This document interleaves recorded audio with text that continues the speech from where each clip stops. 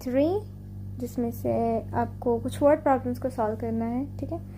It says a train leaves Delhi at, leaves का मतलब होता है स्टार्ट करा है, ठीक है। ट्रेन ने चलना स्टार्ट करा है दिल्ली से एट 1910 आवर्स एंड रीचेस, अभी ये पहुंच गई है Ambala at this hour, okay.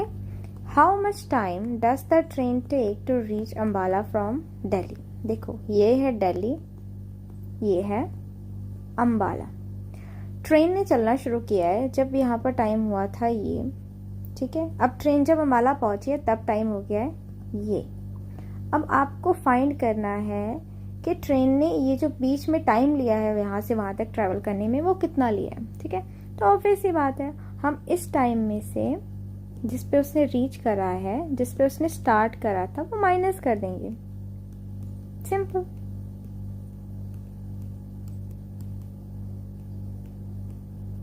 तो यहाँ से हमें पता चलता है 3 hours 25 minutes में ट्रेन ने ये जर्नी पूरा कर लिया। Next is a function was organised to start at this hour, किसी फंक्शन को इतने टाइम पे स्टार्ट होना था। Riya reached the venue, venue होती है जिस जगह पे फंक्शन हो रहा है, उस जगह पर, the place, 1 hour 15 minutes early, early मतलब टाइम से पहले पहुंच गए, before. At what time did Riya reach there, देखो कोई फंक्शन था, ठीक है, जो होना था, लेकिन रिया टाइम से पहले पहुंच गई, ऑब्वियसली वहां पर फंक्शन नहीं होगा, ठीक है। अर्ली का मतलब पहले पहुंच गए। जब आप टाइम से पहले पहुंच जाते हो, सपोज स्कूल लगना है 9 o'clock, लेकिन आप पहुंच गए 8 o'clock, आप कितना जल्दी पहुंच गए? ऑब्वियसली आप कहोगे 1 hour पहले पहुंच गए, राइट, 1 hour पहले पहुंच गए आप। तो आपने कैसे निकाला? जितने पे स्कूल को स्टार्ट होना था, लेकिन जब आप रीच कर गए वहां पे, वो तो पहले रीच कर गए, दैट इज अर्ली, अर्ली है ना। तो 1 hour अर्ली पहुंच गए आप वहां पर। तो इसी तरह से इस क्वेश्चन में भी हम इसको सॉल्व करेंगे कि स्टार्ट कब होना था। स्टार्ट तो होना था इस टाइम पर 15 hour 45 minutes पे, लेकिन वो 1 hour 15 minutes अर्ली, अर्ली पहले ही पहुंच गई, विच मीन्स अर्ली यहाँ पर आपके पास एक की वर्ड की तरह काम कर रहा है, विच मीन्स माइनस, ठीक है। आप इन टाइम स्लॉट्स को माइनस करोगे, ऑब्वियसली जो बिगर टाइम स्लॉट है वो ये है 15:45 hours, और नेक्स्ट है आपके पास 1 hour 15, ठीक है। अब आप इनको कर दो माइनस, तो ये आएगा 0, 3, ठीक है।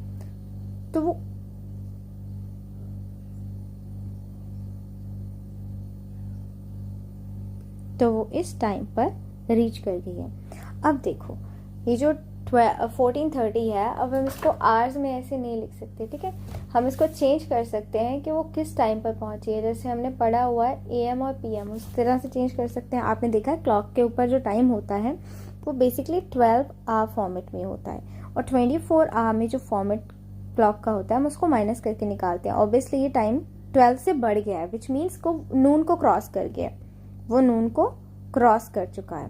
उसके लिए हमें क्या करना पड़ेगा, इसमें से 12 hours माइनस करने पड़ेंगे, है ना, और साथ में लिखने का पोस्ट मेरिडियम, क्योंकि ये नून को क्रॉस कर चुका है, ठीक है। तो इस तरह से ये आपका आंसर है। So Riya reached the venue at 2:30 PM, इस टाइम पे वो पहुंच गई। Okay, next question is calculate the duration of the day if sun rises at 6 hour 10 minute and sets at 5 hours 15 minutes. आपको ड्यूरेशन फाइंड करनी है। Duration क्या होती है? How long something happens. कोई चीज कितनी देर तक हुई है उसे हम बोलते हैं ड्यूरेशन, ठीक है। अब किस चीज की ड्यूरेशन फाइंड करनी है? सन राइजेस, सन राइज करता है, आसमान में सूर्य निकल कर आता है, वो इस टाइम पर निकल कर आता है, ठीक है। इस टाइम पे सन राइज करता है, ठीक है, इस टाइम पे सन राइज करता है, ये टाइम है। उसके बाद सनसेट भी करेगा, फिर जो सूर्य है वो डूबेगा, अस्त हो जाएगा, ठीक है। इट मीन्स अब जो सन है वो जा रहा है, बाय बाय बोल रहा है वो, अब वो जा रहा है। यहाँ पर वो हेलो बोलने आया था, ठीक है, अब वो बाय बाय बोल रहा है, ठीक है। अब ये सेट होने का टाइम है, जब उसके जाने का टाइम है, तो इसके बीच में ड्यूरेशन आएगी, ठीक है। तो अब हम जो बीच का पार्ट निकालते हैं, तो ड्यूरेशन के लिए आपको याद रखना है जो बीच का हिस्सा होता है उसमें लिए आपको माइनस ही करना है। तो ड्यूरेशन एक कीवर्ड की तरह काम करेगा, जिससे आपको याद रखना है कि आपको माइनस करना है, ठीक है। तो कैसे माइनस करेंगे, यहाँ पर एक चीज देखो, एक चीज का आपको ख्याल रखना है, जब सनराइज होगा वो तो मॉर्निंग में होगा, विच मीन्स ये टाइम होगा 6:10 AM, है ना, जब सन राइज करेगा, ठीक है, सन राइज कर रहा है। लेकिन जब सन सेट करेगा, ठीक है, हल्का हल्का सा होगा, जब ये सेट कर रहा होगा, जब ये डूब रहा होगा, तब क्या होगा, तब PM हो गया होगा, है ना, इवनिंग का टाइम हो जाएगा PM। अब हम तब तक माइनस नहीं कर सकते हैं, ड्यूरेशन के लिए तो हमें करना है माइनस, वो हम जान गए कि ड्यूरेशन के लिए हमें माइनस करना है, वो एक कीवर्ड की तरह काम कर रहा है। लेकिन हम माइनस तब तक नहीं कर सकते जब तक उनके जो टाइम यूनिट्स हैं जिसमें हम उसे मेजर कर रहे हैं टाइम को, वो सेम नहीं होता। तो AM और PM को सेम फॉर्म में लाने का एक तरीका है, वो है 24 आवर फॉर्मेट, है ना, 24 आवर फॉर्मेट है ना हमारे पास, जिसके अकॉर्डिंग हम उसे सेम बना सकते हैं, ठीक है। तो देखो जो AM होता है वो तो सेम ही आता है, वो तो सेम टाइम होगा।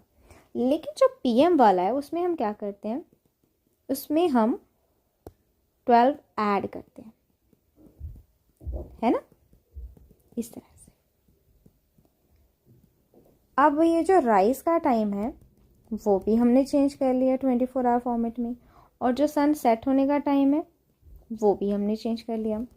अब हम इन्हें माइनस कर सकते हैं। ड्यूरेशन कैसे निकालेंगे, time of sunset minus time of sunrise. तो ये सनसेट का टाइम है, सनराइज का ये टाइम है,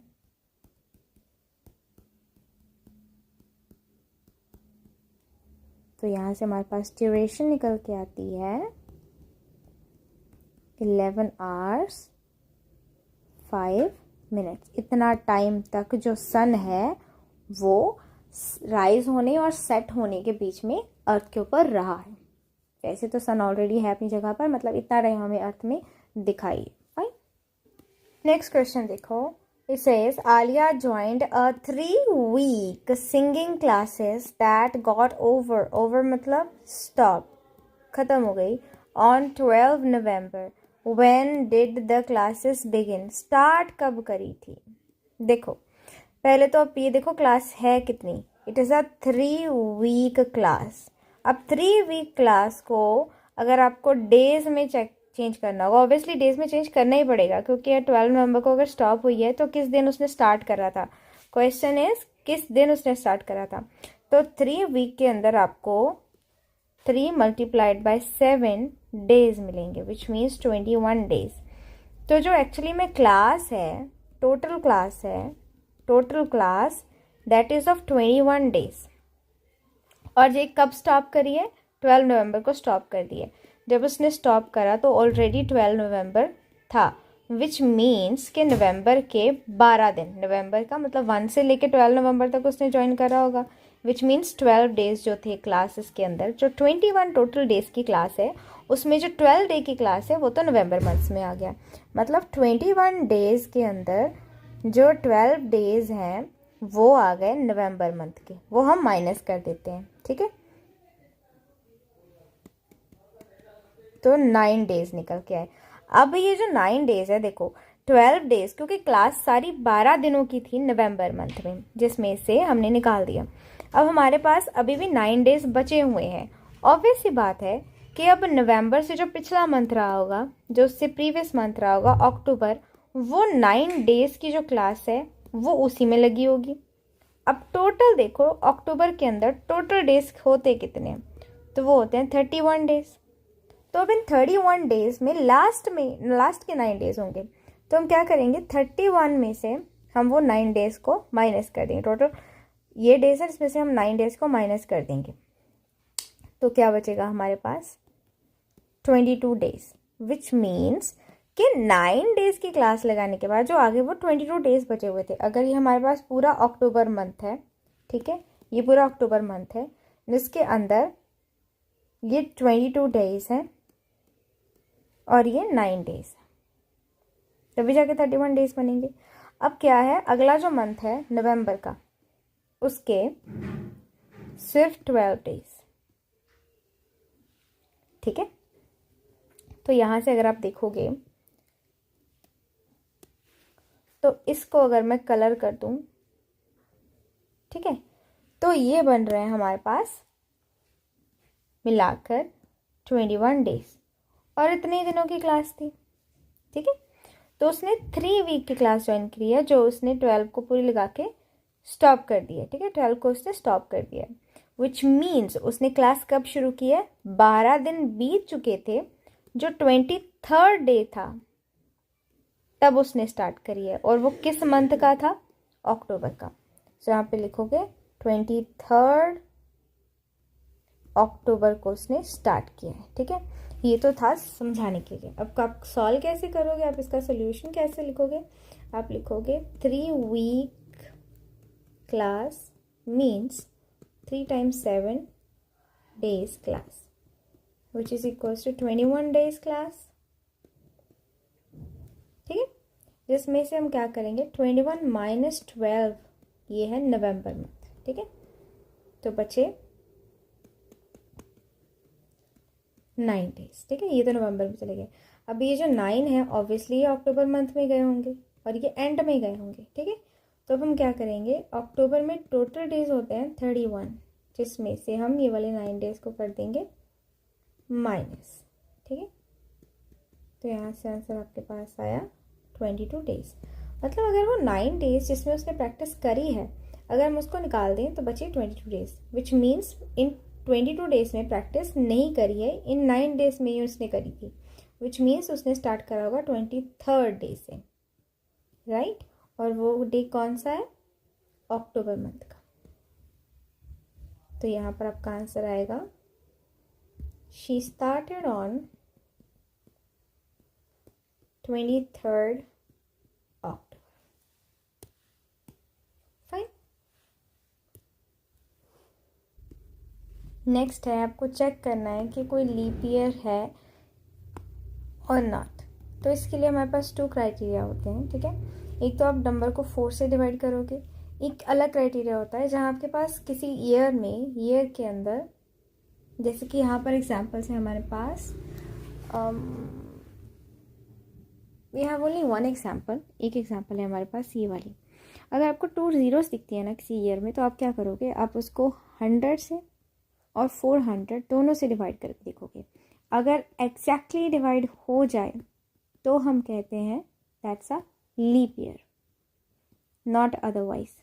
जैसे यहाँ पर है, अगर मैं इसे 100 से डिवाइड करूँ तो एग्जैक्टली हो रहा है, तो 24, इसको 100 से करें 400 से, तो भी आप देखोगे कि एग्जैक्टली डिवाइड हो रहा है दोनों केसेस में। So I can say this is a leap year, yes that's a leap year. लेकिन अगर आपको ये 2 zeros नहीं दिखती हैं, आपको कोई भी और ईयर दिखता है, तो वहाँ पे आप क्राइटेरिया लगाओगे डिवाइड बाय 4 वाला, ठीक है। ये क्राइटेरिया था जहाँ पे आपको दोनों से करना है, बोथ। ये नहीं है कि एक से हो गया दूसरे से नहीं हो रहा है, वैसे नहीं, दोनों से होना चाहिए, ठीक है, बोथ।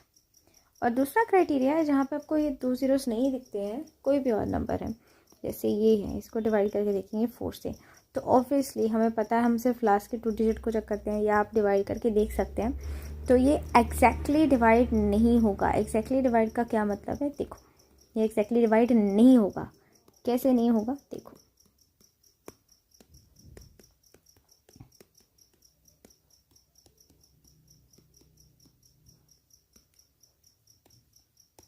देखो ये 3 आ गया ना रिमाइंडर, मतलब ये पूरी तरह से डिवाइड नहीं हुआ, कुछ बचा हुआ है जो हम नहीं कर पा रहे हैं डिवाइड। इसको हम बोलते हैं एग्जैक्टली डिवाइड नहीं हुआ। इसलिए ये जो ईयर है जो हमें दिया था, नॉट अ लीप ईयर, ठीक है। इस तरह से आपको चेक करना है। यहाँ से मैं फटाफट आपको लिख के दिखा देती हूँ। जैसे ये है, ये भी नहीं होगा, आप चेक कर सकते हो 4 से डिवाइड करके, ये हो जाएगा। ठीक है, अगेन आप 4 से डिवाइड करके इसको चेक कर सकते हो, सेम इधर भी चेक कर सकते हो।